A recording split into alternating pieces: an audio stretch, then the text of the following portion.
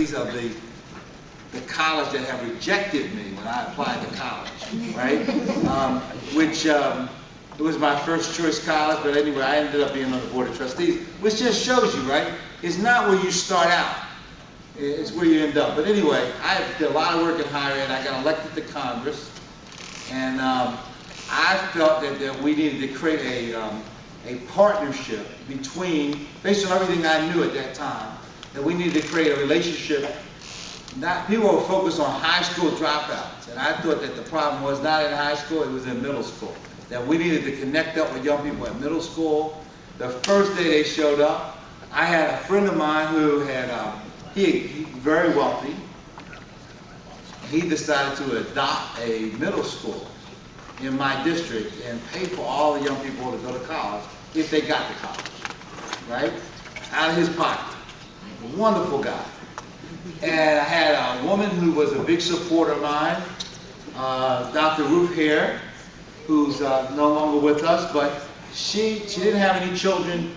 She saved up a lot of her money, she invested in stocks, and then she decided to go back to the elementary school where she first started teaching, and she promised to pay for all these kids to go to school. And this was in my district. And so I had a couple of examples. I was involved in a program where they would get adults like me to just agree to pay for one kid to go to college, right? But they got a bunch of adults to do it. And these programs seem to be very successful. That is that once you kind of said to young people early on that you could go to college, that their grades got better, that their attendance got better. And, well, hey, they went to college. I mean, this was a big deal. So I had this like kind of what we would call anecdotal information. That is, it wasn't science that it would work all across the country, but there was enough of an indication that it made sense. So I introduced a bill that it was called the 21st Century Scholars Act, which was to create the Gear Up program. And we had another bill on the floor in the Congress. You can go back and check this. It was called the Juvenile Predators Act. Now, this was a bill that said that we had all these young people, they're going to grow up, they're going to be criminals, we need to build more jails. That was the bill that some of my colleagues were sponsoring. And I had this bill that said, look, we got these young people, they're going to grow up and be scholars, we need to provide an opportunity for them. So you can tell that people have different ideas about what the country's future might be, right? So anyway, of course their bill didn't pass, mine did, because I'm just a better lawmaker, right? But part of the way that part of the way I convinced my colleagues, because the Republicans, the other team, they were in charge. I was in the minority. Was I used some science, right? I showed them every possible outcome for a young person in our country, and what the cause, what the effect is for the society. So if you have a young person who gets pregnant as a teenager, it costs the taxpayers about $180,000. All right? If you put a young person in a juvenile detention facility, I won't pick up Connecticut, take New York, $70,000 a year. Now, even at Yale, it doesn't cost $70,000 a year to go to school. I mean, $70,000 a year is a lot of money. If you take a kid who just finishes high school and goes and gets a job, and never goes to college, never does anything wrong, pays his taxes, it's going to pay $1 million less over their lifetime in taxes to the government because they're going to make less money. So I showed all these different, I said the cheapest thing we could do and the best thing we could do for the country is get more of our young people heading on to college, that in terms of all of the possible outcomes, this was the best possibility.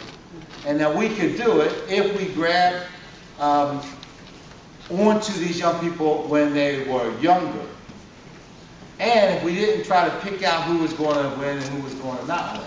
That is, it's one thing to walk into a high school and say to your great principal, look, give me 10 kids who are they're really superstars and they're going to be able to do something great and so on. That's not the game that Gear Up is in. We're in a game where it says, look, let's give all these young people an opportunity.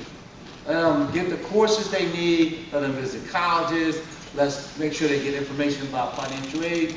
Let's make sure that there's scholarship dollars available. And I'm convinced that many more are going to be successful. So back home in Philadelphia, I started another program called Core Scholars, which says that any young person in the city, you graduate from high school, we'll pay the bill, right? Now when I started this, I got people in the room, and they said, well, you know, we don't really need this. There's probably only a couple hundred more young people who need help and so on. Anyway, in 6 years, we've given away to 17,000 students $30 million. Okay? When I leave here, I told the mayor I'm visiting in New Haven. The other city. Huh? The other city. Yeah, I'm going to visit. I told Jimmy I'm going to the other city, and I'm going to visit with the board of directors of something called the Other City Promise, so the New Haven Promise, right? Because I'm very interested. I think that as a country, we should be, in a sense, guaranteeing young people a future opportunity. Now, we can't guarantee the result. If you don't do the work, then you are not going to be able to reap the rewards. But we should, at a minimum, guarantee you the opportunity, because it's in not your interest, it's in our interest as a country. And that we got a lot of young people that people are written off for reasons that don't make any sense. And what I think we should do is write them back in. And I think Gear Up is kind of part of the deal. So we've been able to convince people for now more than a decade that this is a great program. And we have a lot of alumni, a lot of success stories all over the country. And the one thing about Gear Up is that it's always going. Every year we're doing new programs, new grant awards, new school districts. So we got to keep all of the critics. They can't even kind of figure out all that's going on with Gear Up. But it's a big, gigantic program. But the only thing you need to think about is Bridgeport. Think about what role you can play, which is that you need to make sure that you're doing your best. And particularly you're going to go to the summer now.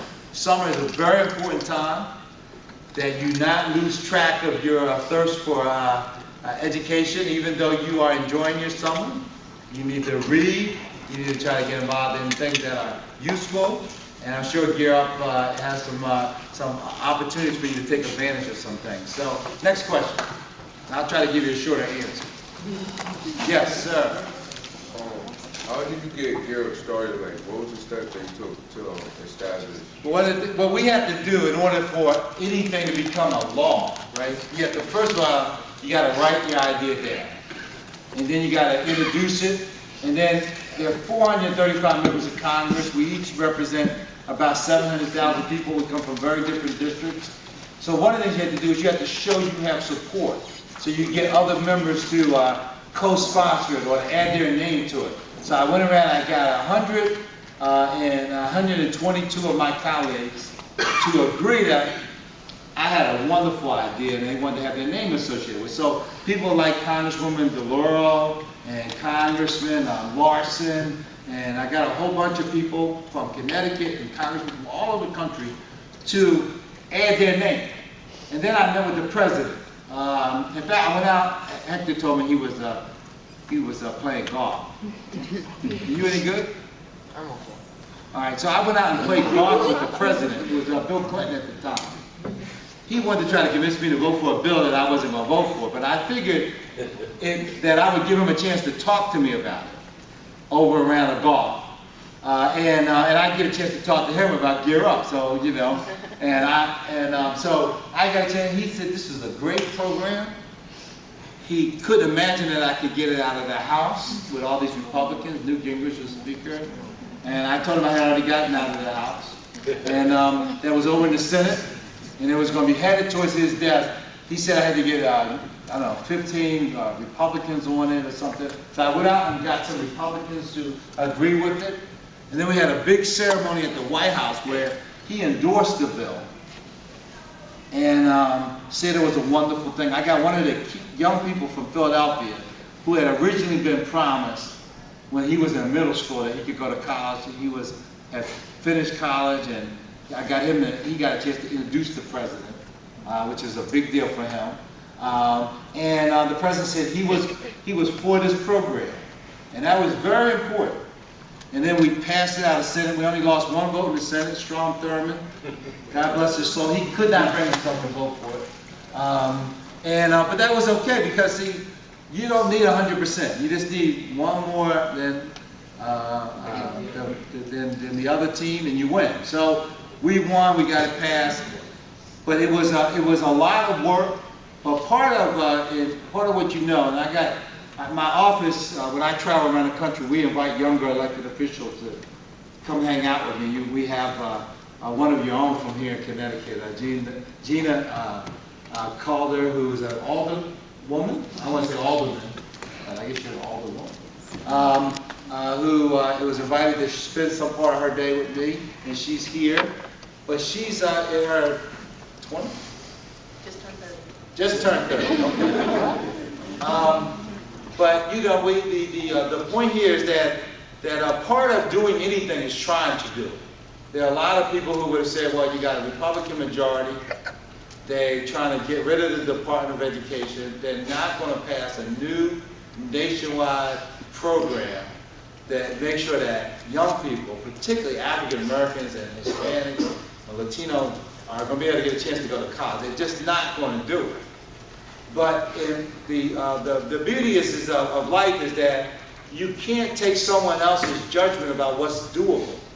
You have to work at something that you believe in and you can achieve it. And I was successful, and it's one of my bigger successes. Now, the mayor mentioned I do a lot of other things. We put $4 billion, $3.2 billion into an energy efficiency program that's helped a lot of cities save money on energy, and I do a lot of other work on a lot of other things, but nothing is more important to me than Gear Up. Because you represent the future, and you represent the future not just for your own community and your own families, but for the country. Next question. One and